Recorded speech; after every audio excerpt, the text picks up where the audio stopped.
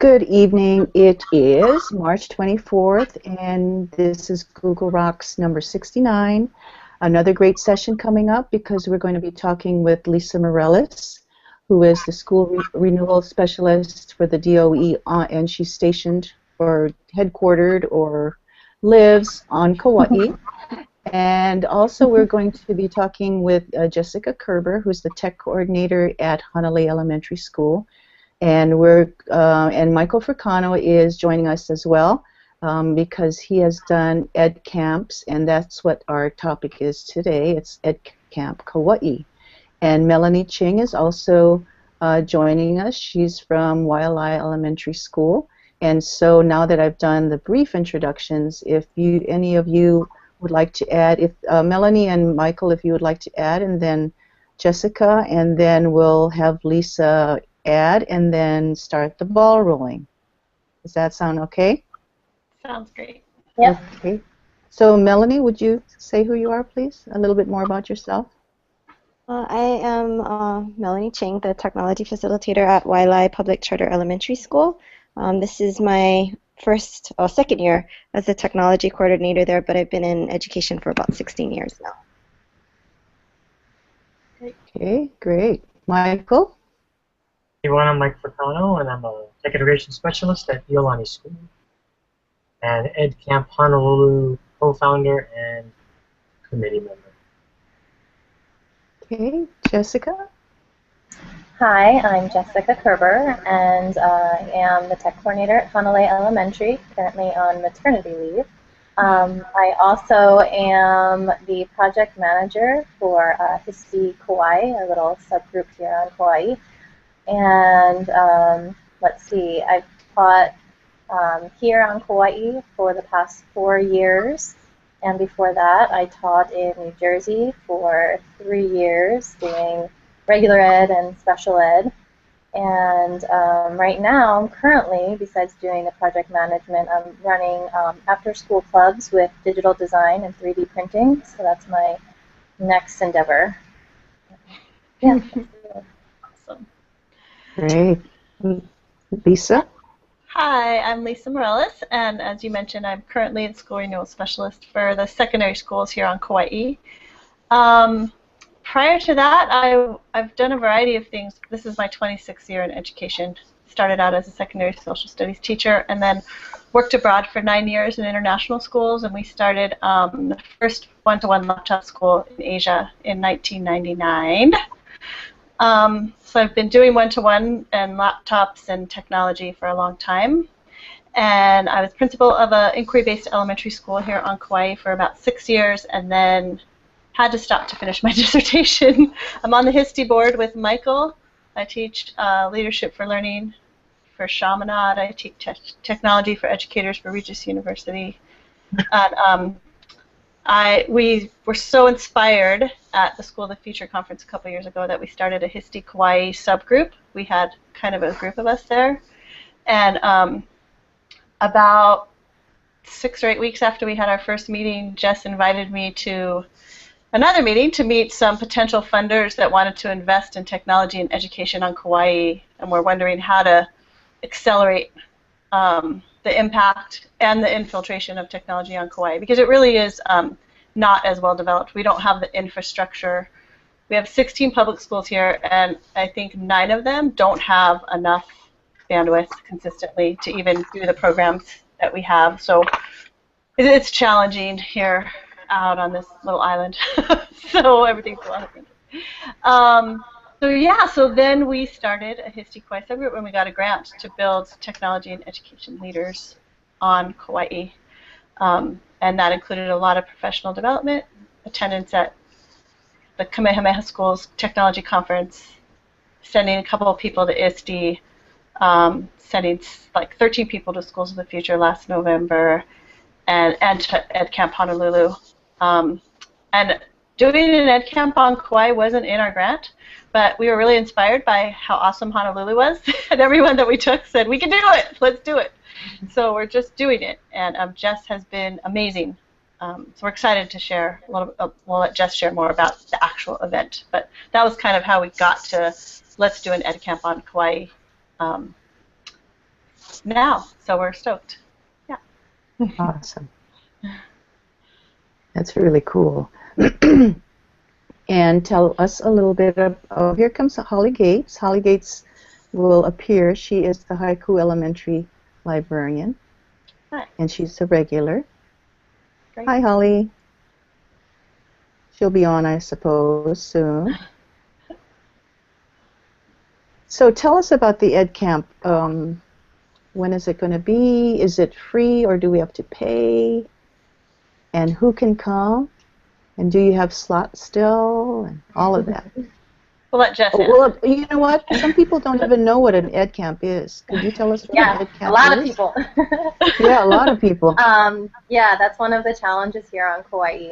We were really fortunate enough to have that grant money to send 13 teachers to experience that firsthand, because it's very hard to explain what an unconference is to someone. You know, I try to explain it and not use the word conference, but it's hard. But what it is basically is a participant-driven conference. It's where you have a group of people, educators. Doesn't have to be educators. You can have an ed camp for other reasons. But in our case, a bunch of educators come together. There's no schedule when they get there. The participants who arrive, they can suggest a topic for a session, and they put it up on an empty grid. And the facilitators there, whoever's organizing, you know, they try to take ones that are similar and put them together, and you create a schedule board that way. So it's all participant driven, and you don't have to be an expert in anything to put the session topic up there. Basically, you're just agreeing to facilitate a discussion. So sometimes, you know, my first experience, I put a session topic up there about, you know, GAP, just because I was just getting into it, setting up my school, and I wanted to know as much as I could, and I knew nothing. So putting that session up, I just basically asked questions for, you know, 45 minutes, and the people in the room, it just turns into a conversation. It's a great way to network and meet people and see what other people are doing in their schools. So really, it's a unique type of professional development that I have found to be my personal favorite. And so, yes, trying to get teachers to come to this. I know once they get there and they see it, they're gonna, you know, they're gonna drink the Kool-Aid. But beforehand, it's a little bit tricky trying to explain what it is. Everyone wants to know the agenda and who's going to be speaking, and do I have to have a PowerPoint? And that's not what it's about at all. There's no prearranged sessions. You do not bring a PowerPoint presentation. It's more of an open dialogue and a conversation. So that is my best explanation for now what an EdCamp is. And for our EdCamp, we're offering it to all educators, administrators, private, public, charter, religious. It's open to homeschool, anybody who has an interest, a voice in education. So we're trying to make it, even though HST Kauai has a focus in technology and education, we want this to be open to any educator, regardless of their skill level in technology, and we don't want it to seem intimidating, because you know, several teachers have said, oh, I don't know anything about tech, I can't do that, and you could have a discussion about anything that's of interest to you. You know, it doesn't have to be anything tech related. So it's really a broad, it appeals to a broad audience, and that's what we're trying to get. If we have a broad audience, we have really, you know, good conversation that way. So we are opening it to everyone who has a stake in education. It's open to anyone statewide. And we also hope that some administrators will come too. We want them to come check out, see what's going on. It is free, and we are providing lunch for every participant. We are also going to have prizes and giveaways for people who come, and also for the school that has the highest percentage of participants. We're going to give them, we haven't completely agreed, either a certain number of Apple TVs or Chromecasts. and that's going to be kind of our bait to get school teams to come there. It's nice when you go to conferences or ed camps and you have a couple of people, colleagues that you work with, because you can take that information back and put it into practice and have somebody to kind of bounce ideas off of. And I found that to be really helpful in going to Schools of the Future and the EdCamp in November. That I liked being able to then talk about it with people I see every day. So yes, it's going to be open to the public, to educators, and it's going to be on April 25th. We are going to have it at Island School, which is in Lihue, and that's kind of a central location for us on Kauai. So it'll appeal hopefully to everyone from the North Shore and the West Side, and it's a good meeting place. That's where our big shopping is, Costco. And Island School is a great venue to have it at.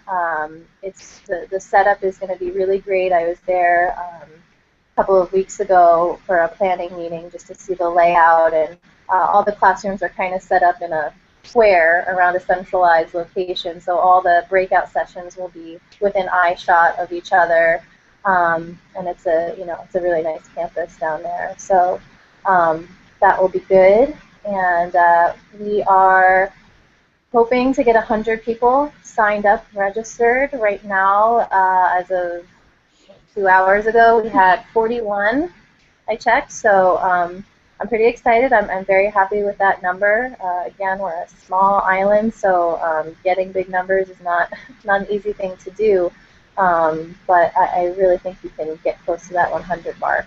And in the next few weeks, we'll probably have a bunch more people sign up for it. So we're super excited to bring this type of professional development to Kauai, because as a teacher here, I was never exposed to any professional development in that form, because you can have an EdCamp style, meeting at your school anytime. It doesn't have to be a full day event, but ours is going to be a full day. It's 8 to 1:30. So yeah, I won't take up the entire Saturday. You'll have the afternoon, but it'll be well worth it. I can assure you of that. I think that's it in a nutshell. I don't think of any other details I'm forgetting. It's bring your own device. They have good wireless there, so you can bring a device to record information. We're really going to try to push Twitter as our main form of social media.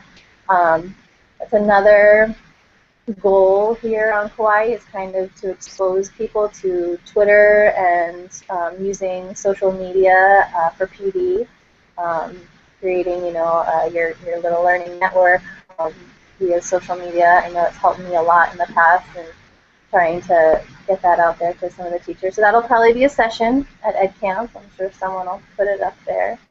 And so we'll use the same hashtag as EdCamp Honolulu did with the EdCamp HI to kind of keep all the information in a stream there, so it's easily accessible.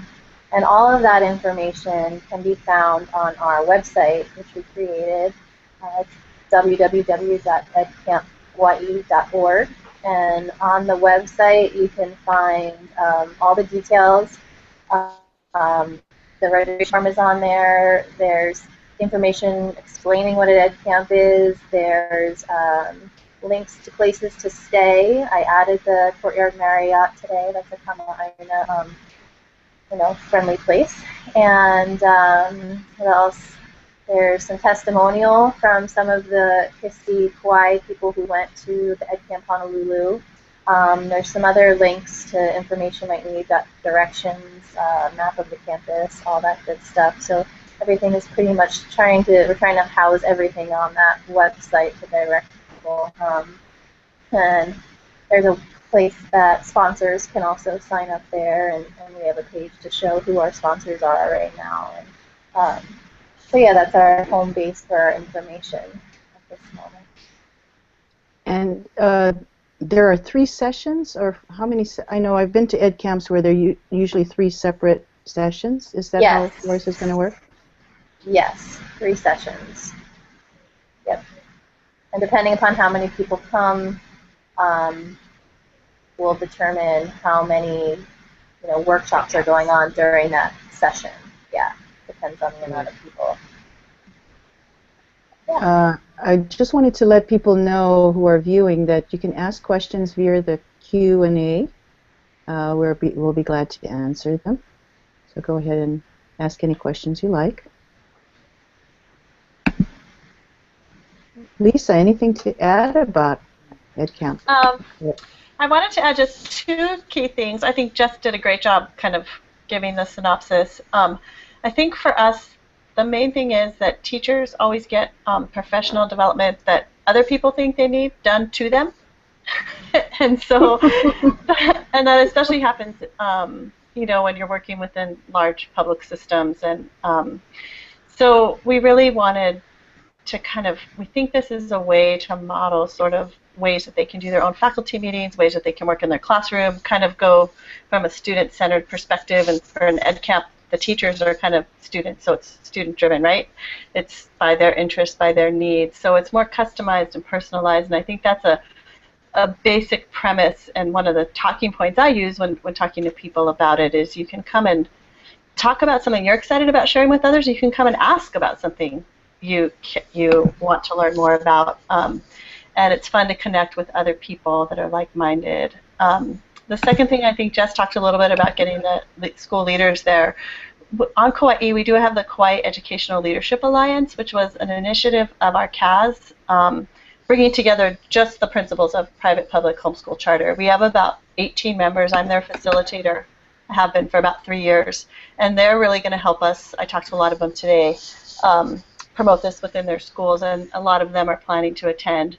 And so I'm excited about having leaders there, like intentionally having them there. And then the other thing that's really exciting is that Michael's going to be here. So we invited Michael to help us because we've never done this before ourselves. We've been to them, but we're really happy to have some extra support. And also Elizabeth Garrison, who is the president of HST, will be coming over as well. Some of you may know her. So we're excited, and we hope to get that other outer island people would come because you get insulated, right, on your own island, so it's nice to connect. We always have to go to Oahu. No one really ever comes to us.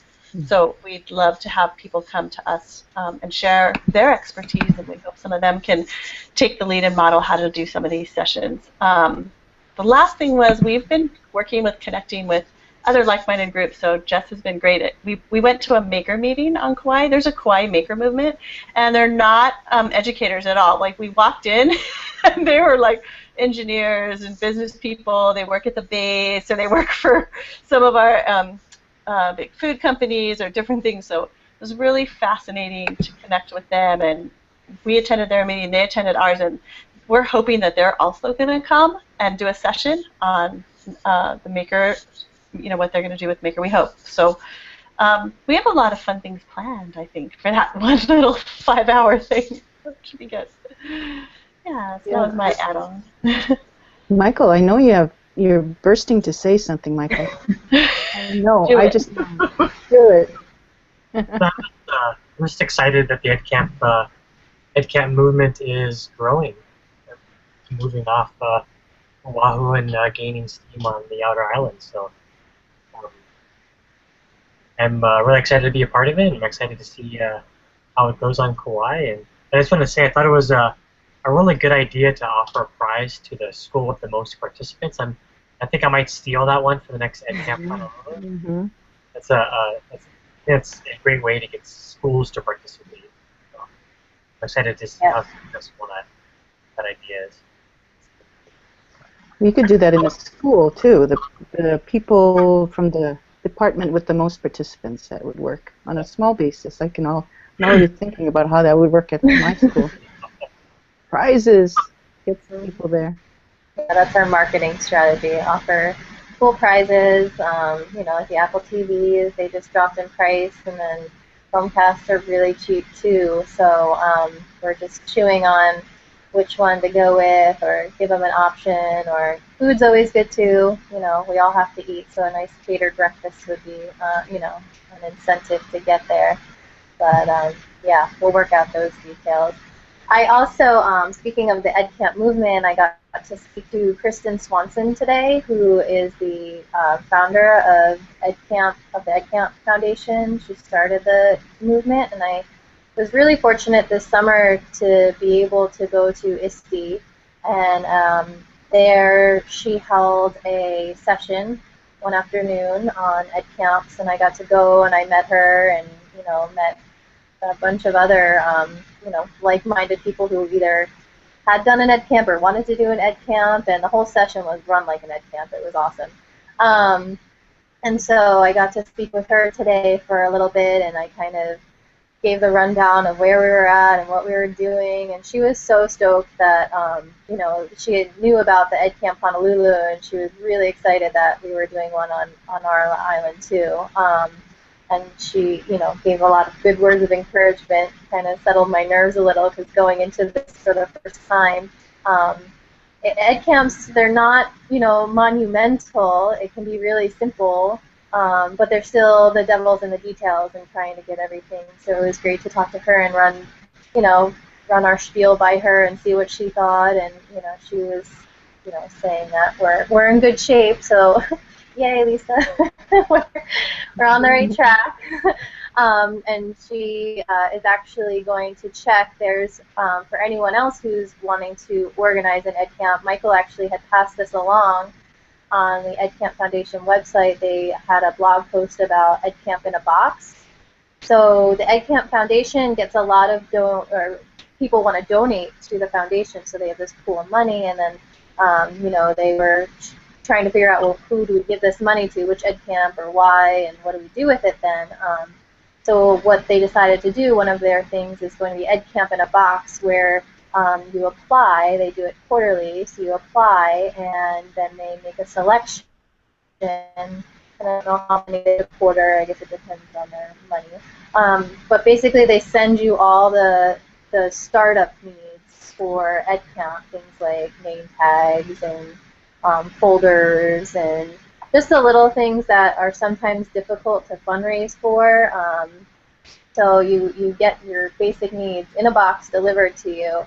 And so we applied for that, and she said we know by the end of the week whether or not we got it, and that would be great, because that's one less thing that we have to fundraise for, because making it a free event means we have to pay for some things, and we were lucky enough to, you know, we have some money left in our budget, but because there was no line in our grant for this was in next year's proposal, you know, we were kind of, didn't want to, you know, spend the money unwisely or for things that weren't in the budget. So anyway, I'm hoping next week we hear that we get it, but even if we don't, we're in pretty good shape. We've had some donors already, local community people, and that's helped. And I think that, I don't know, Michael, is that one of the biggest struggles? That's the part I struggle with a lot, is, you know, soliciting for donations. Not my favorite thing to do. Yeah, it's definitely the most difficult thing about planning an EdCamp, is getting people to donate and making sure you have enough financial support to provide everything for free. Right, to pull it off. Yeah. Luckily, we're doing it at a school, and the school isn't charging us to hold it there, so that's a big, you know, cost that we didn't have to shell out anything for. But just providing lunch and things like that is a nice incentive to come. If you're going to ask people to come on their Saturday, you should probably feed them. So, so yeah, we're still working on that. Again, it's a tiny island here, so you know, you try to hit up as many friends as you can. So when did you start planning this? Months? So we started, we started pretty much at Camp Honolulu. The gears are already turning, making lists of places we could ask. That's what really kind of triggered it. When we returned from EdCamp, we kind of all collectively said, you know, a small group of us said, yeah, we can do this, let's do this. We have to do this year. We cannot wait a whole another year to do it. So we started seriously planning in December, and then we've met every month since, and we'll start to meet every 2 weeks now that April starts, as we get closer. I'm excited for you. Yeah. And there are, just a little side thing, there are a lot of things going on in Kauai that I didn't know about. That maker thing you mentioned. Yeah, we have the maker thing. The maker movement. They meet every twice a month, and so they're picking up a lot of steam and getting things accomplished there. And we're happy to kind of be partnering up with them a little bit. We also were able to do 3 sessions of Google Apps workshops free of charge. It was free to anybody who wanted to sign up, and that was through our grant also. What else have we done on Island? The after-school clubs. We have quarterly meetings for our HST Kauai group, and at our November meeting, when we would return from Schools of the Future, another reason why going to this conference is so valuable. Everyone came back with all these ideas, and we were sharing them and talking about the things we had seen and what we want to use in our classroom. And one of the things that came up was they had 3D printers there, and seeing them in action. And a couple of the teachers at the meeting, talking and saying, "Oh, it would be great to have that here," and going to the deeper learning sessions and how you can do project-based learning with them. So anyway, someone was at the meeting who is a Rotarian and a huge donor to the island, a big supporter of education, and he's the one who helped us get the big grant. And he said, "You get a proposal together, you think you can get these into schools, I'll find the donor to buy you the printers." And within, it was 2 weeks, and we had 2 3D printers. And so I am using one and taking it. I did it last quarter at Hanalei Elementary and Kilauea Elementary with 5th and 6th graders. And then this quarter, I'm doing it at Hanalei again and Kanui Kapono Charter School.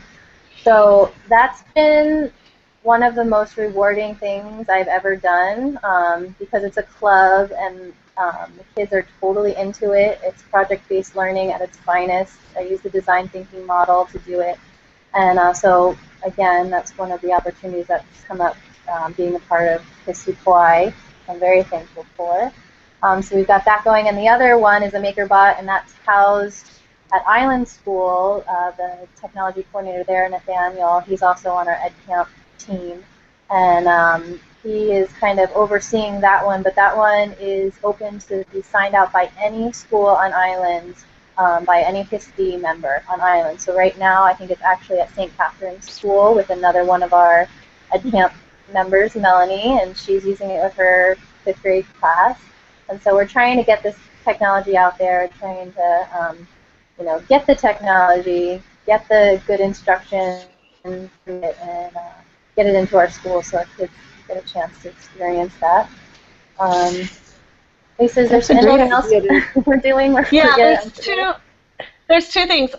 One, I think, is Nathaniel, who's the tech coordinator at Island School, and we sent, because my goal is to inspire other people to be leaders in technology and education, and we wrote that in the grant. We're trying to develop technology and education leaders. So Nathaniel and Jess went to ISTE last year on the grant, and so they were part of, if you get to go to the grant, if you get funded by this grant, you actually share out on a shared spreadsheet, and you have a commitment to come to one of our HST Kauai meetings and share what you learned with HST Kauai, and then you have to share it back at your school. And the people that got to go to Schools of the Future were invited to help us organize this conference as kind of their give back for what they got, what they got. So we're trying to kind of create this kind of self-sustaining system that works. But Nathaniel also is doing the Kauai Digital Island Movie Festival, which is, he started it last year. It was great. It was awesome, and he's doing it again this year. It's growing, and we're getting more support for that. And then another one of our members, Kevin Matsunaga, who's the digital media teacher at Chiefs Kamakahele Middle School, and they're like award-winning. They're always at those, I can't remember the name of the movie festival every year where you get to go, kind of like the Academy Awards. Yeah, yeah. So, they're starting the Kauai Creative Technology Center, getting some county funding where kids are actually able to It'll be. I'm actually on the Facebook page reading it. It's a state-of-the-art professional multi-purpose production space for digital media innovation and learning. And I'll pop the website onto the little sidebar there for us. But there's energy. We also we're lucky enough to get a new IT manager on the island. Kauai has been without an IT manager for years for the DOE. And we just got Byron Kapali moved over here from the Big Island. He's from here. He was at Hilo. He's amazing. Within like a week, we had a Google Apps for Education domain set up for our Kauai complex office. So we're just there's just a lot of synergy that's come about. So it's been very exciting. What'd you say, Jess? We're having fun. Oh yeah, keeping me busy.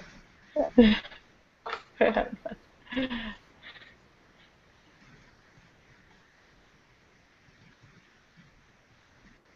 Oh wait. You're muted, Linda. Sorry, I had to cough. But you have a very detailed plan. I can feel it as you talk that you didn't just up and say, let's do this. How did you get to the point that you are? You use the design for learning, you said. But I think other people could learn from you. I think we thought about, we brainstormed, right? I mean, we brainstormed, we had this opportunity to get some funding, and the funders asked us some really hard questions, like what's it going to take to move Kauai forward?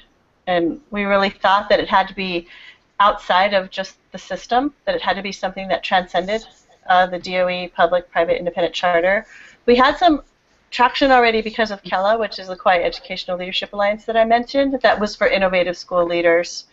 And there's actually now a statewide group called the Hawaii Innovative Learning Network that's being facilitated by Bob Lenz from Envision Schools in the state of Hawaii, and that is kind of a spin-off of KELA. So I gave him our KELA stuff for him to create that. So, but we really thought about, like, we need to start where everybody is and with teachers, and just thinking about where energy already was, and this idea of building capacity and inspiring people to be not to be afraid to be technology and education leaders, and you don't have to be an expert in everything, you just have to be willing to learn. And it's all about kids, right? Student-centered, and what are we doing for our kids, and how are we preparing them for their future in a world where, you know, it's so rapidly changing that we've really got to focus on skills with students. So I don't know, it's just, we just brainstormed, right, with a group of people, with teachers, and thought of different ways. And I've written a lot of grants, so we just framed it in a way that we knew. And we ran it by HST Kauai, HST, the main board, who gave us a lot of good feedback to refine it. There's a lot of smart people on the HST board that are very thoughtful, very lucky to be on the part of that group and to get to connect with those brilliant minds. So they helped a lot too, I think. They helped. And we were also inspired by the School of the Future conference, the School of the Future initiative, which I was lucky enough to be part of. And the way that they model things, and the idea of moving towards from teacher to student-centered, and from standardized to more authentic assessments. It's about the pedagogy, right? It's about shifting, changing thinking about how and what and how we teach our students. So I don't know. Jess, do you want to add? Oh, go ahead. No, I think you covered it. Do you think the fact that you're only 16 schools helps? Well, we're more than 16 schools. We have like I mentioned, we have the Catholic schools that we have on the island. We have Island School. We have Hawaii Technology Academy. We have the 4 charters. All the 4 charter principals and Lee's school, which is Hawaii Technology Academy, 5 charters, are all part of KELA. And then we have, so we're still a small number, though. I would say there's maybe 22, if you include all of them. Maybe, Jess, and then we included homeschool people. And it is a tight-knit community, and people do things differently here. I mean, it's just very, I don't know, Ohana-oriented. So, I'm trying to think of how we can, well, you know, the EdCamp's a great start to spread the word about what you're doing on Kauai, because I had no idea. And I think of myself as pretty akamai. Yeah. And I had no idea that's going on over there. So hopefully the EdCamp will, bring that out, what you're doing. The Yeah. fact that you have 3D printers, I'm so jealous. And I hadn't actually thought about the portability of it. You don't have to worry about breaking a 3D printer when you move it. Is it a big deal? They're pretty sturdy. The model I have, I plug in and out of my car twice a week, up and down a flight of stairs and into schools, and it's held up beautifully. It's sturdy, and then I did get to see the MakerBot, and that feels even sturdier to me. It's heavier, and also Nathaniel has said he's had no issues with it. He hasn't transported quite as much as I have, but I've been really satisfied with the product itself. Yeah, Nice. not too bad. 3D pens. Sorry? You guys seen the 3D pens? Yeah, the 3D Doodler. Yeah. We have a HST Kauai member, Maureen Chung, and she bought one, and so she was playing around with that a little bit. She brought it to our last meeting. Yeah, she said it's a little tricky to learn, kind of like a hot glue gun in air. But yeah, she was having fun with that. So was her husband. And so I want to add a little bit about how we do our meetings, because what she was saying with Maureen sharing. So the idea of our meetings too is they're not like agenda driven. We have an agenda, we have a plan, we always go over our mission and our vision, but it's really, we try to have everybody share out. We started when we first met with like everyone had 5 minutes to share any tech tool or tip that they were super excited about. And do you remember that, Jess? We used to do that. And then now we have people sharing out what they learned from the conferences they went to. So people signed up actually to share out at particular meetings. And then at our last meeting, we had the demos with the 3D printers. But between our December meeting and our February meeting, we'd already purchased the printers. They were up and running, and people had already started after-school clubs that were just a thought at the beginning of December. And then they were already implemented and moving ahead. So we have kind of a really, one of the Rotarian Jess was mentioning is great because he pushes us. He's like, or I'll be like, oh, it'll take a couple weeks. He goes, really? Not a couple days? So that one grant for the 3D printer, Nathaniel and I and Jess turned it around actually in 24 hours. We wrote it like on a Google Doc, like in maybe 24 hours, and then we sent it to him. And so he pushes us to move. Yeah. So we just do. I'm just curious, since this is Google Rocks, I should incorporate Google more into this show. Talk about our Google apps. Yeah, workshop. how to use it? Well, how to use it in your operations or in school? You don't have to go on long. Just if you could just briefly tell me how you do that, I'm curious.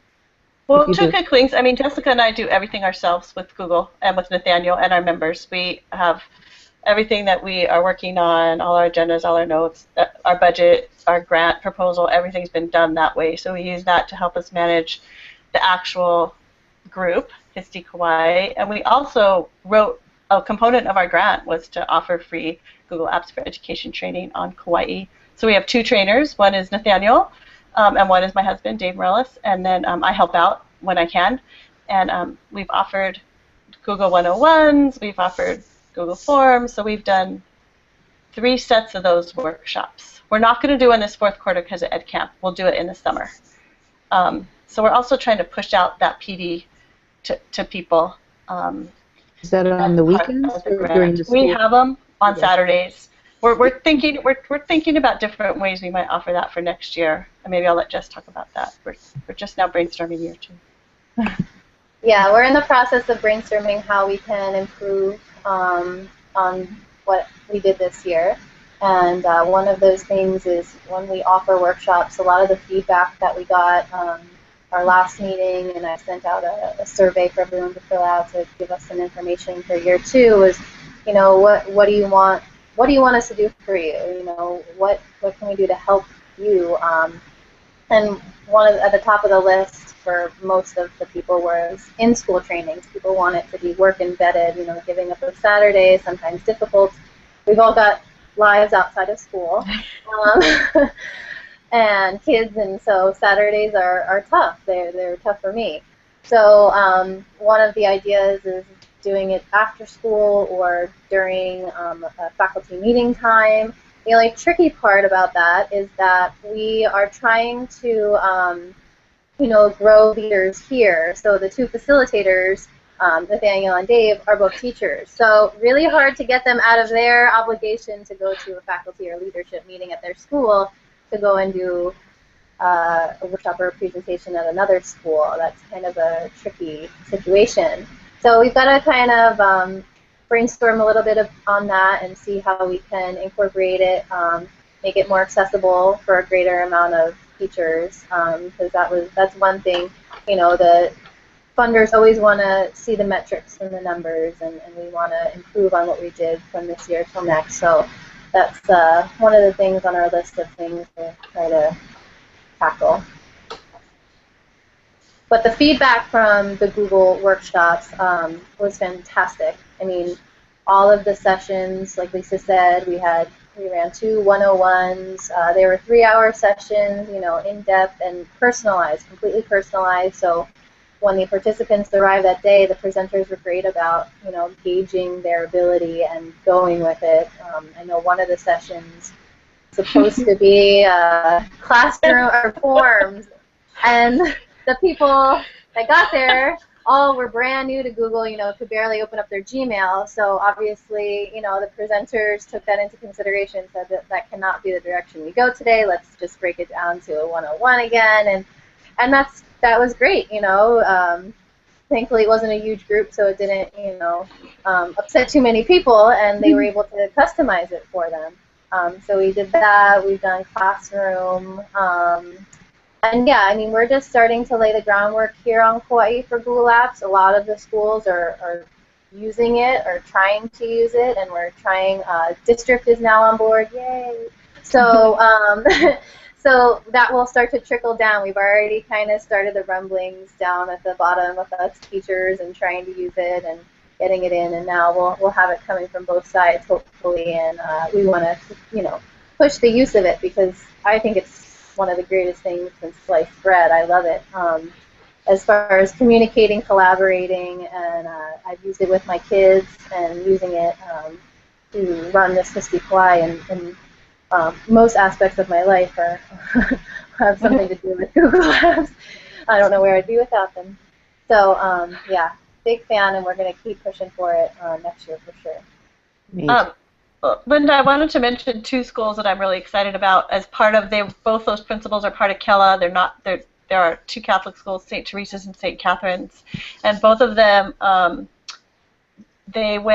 of the principals went to the GAF summit last year in March at Iolani.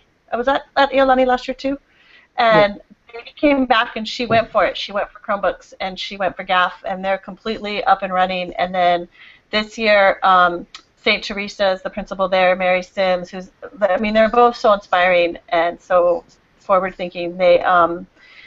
She launched her Chromebooks in January. My husband's been there because of some of her teachers coming to the Google Apps, the GAP workshops. He's now helping them launch theirs on holidays. Like he's going Thursday because it's our holiday, but it's a DOE holiday, but her teachers are coming in.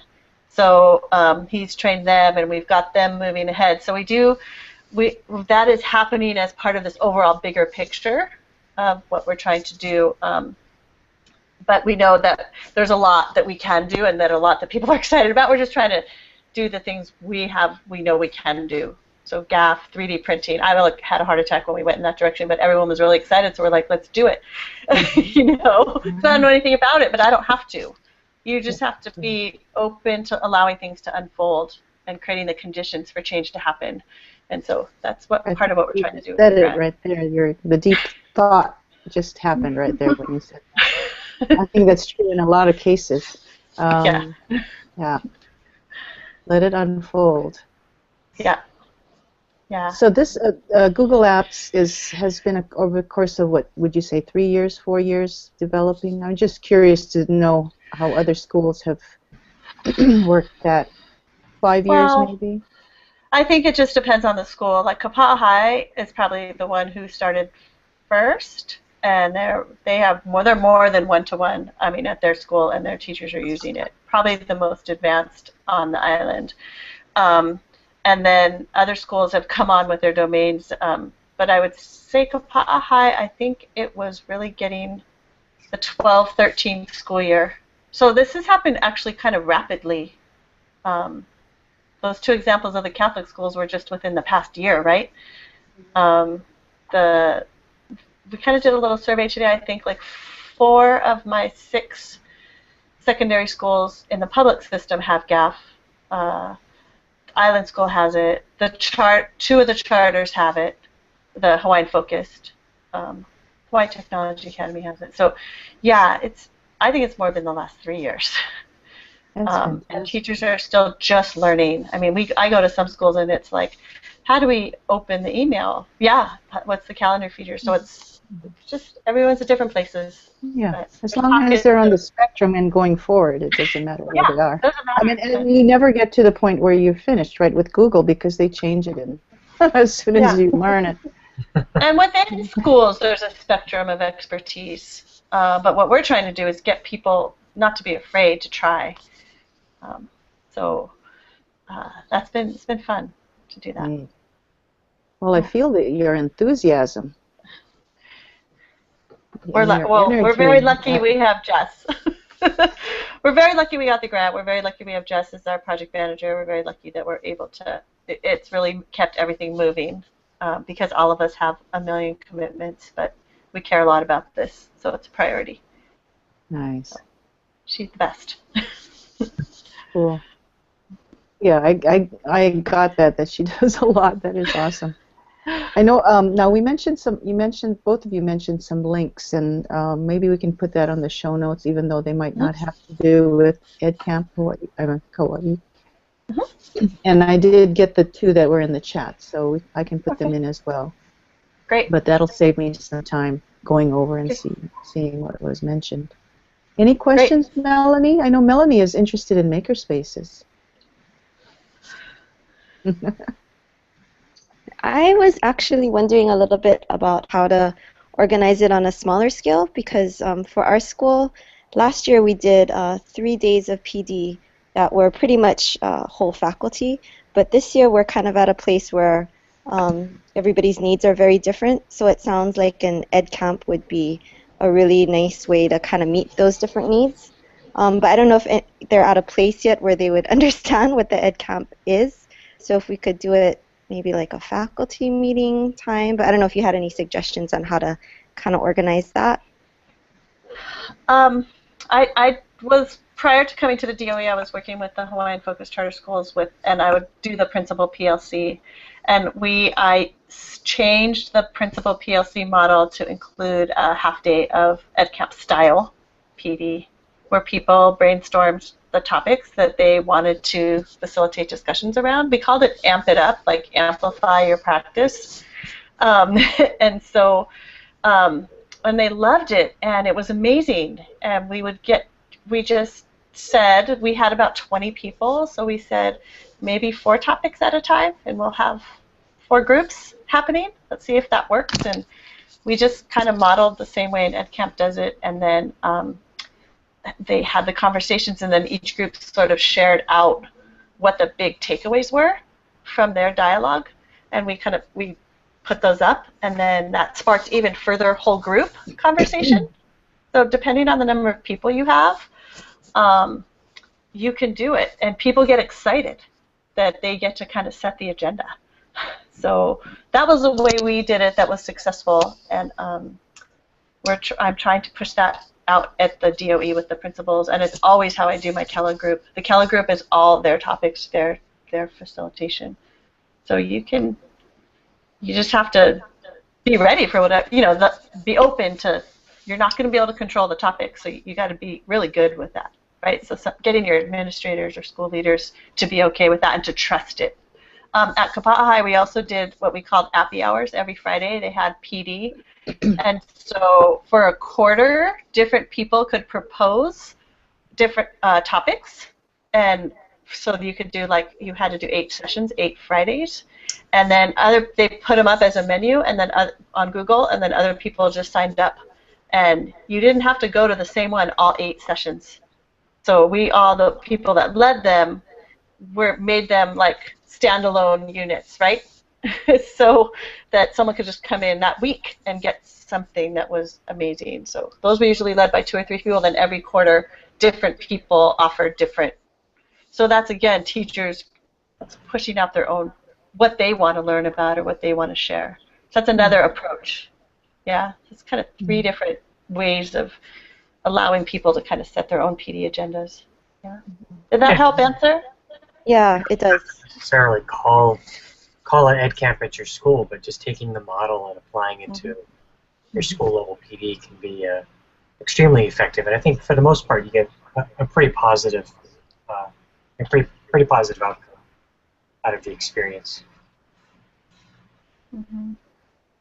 And I know Linda Yolis, who's a teacher who blogs, she's actually nationally recognized for her blogging and her kids' online blogging as well, has used the EdCamp model in her classroom.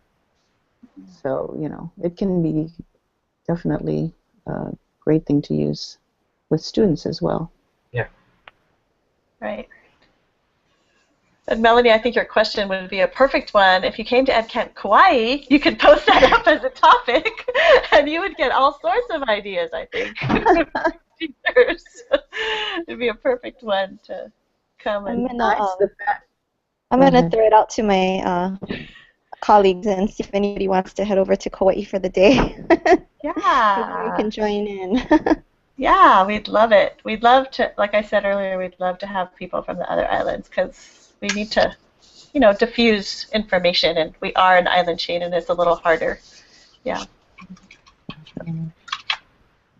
Or they could stay the weekend. Kauai is such a beautiful island. It is. Definitely. Anything else that I missed? Michael, anything else? Any other questions? I asked some pretty good questions already. I'm just super excited. Can't wait. Yeah. I remember the first one I went to, I was a little lost. I didn't get it too much, but I eventually did. And the second and the third, the first one I went to was at Kamehameha. And then the second... That's kind of expected with a... I'm sorry? Initial group. I think that's kind of expected with the initial group. You kind of shock them when they first realize that they're actually choosing rather than just a preset conference. Yeah. It's kind of shocking to most people. Then they tend to quickly warm up to the idea and kind of open themselves up to the ideas and the possibilities. And the big thing about it is you don't have to be an expert, as was mentioned by Jess, to select a topic that you want to talk about. Yeah. You just have to be interested in it, and that's the key is, learning about things that you are interested and finding out that there are 2 or 3 or maybe more that are interested in the same topic. Yeah. I would say one good tip is to, I'm kind of opening this up since we're live on air. It's going to be recorded, but try to have a few plants in your in the board. Have a couple people already ready to suggest some ideas, just so that everybody else gets the idea of what the concept is. Yeah. That was part of the going to Schools of the Future in EdCamp Honolulu. One of the questions on the form that they had to fill out was, will you be comfortable holding an EdCamp session? And I think once you go through it and you experience it, you are much more comfortable because you get the whole process. At first, yes, it's extremely intimidating when you see a blank, chart paper up on the board and people are telling you to put a post-it of something, and it can be very intimidating. But once they see, oh, okay, I get it. I don't have to know everything about it.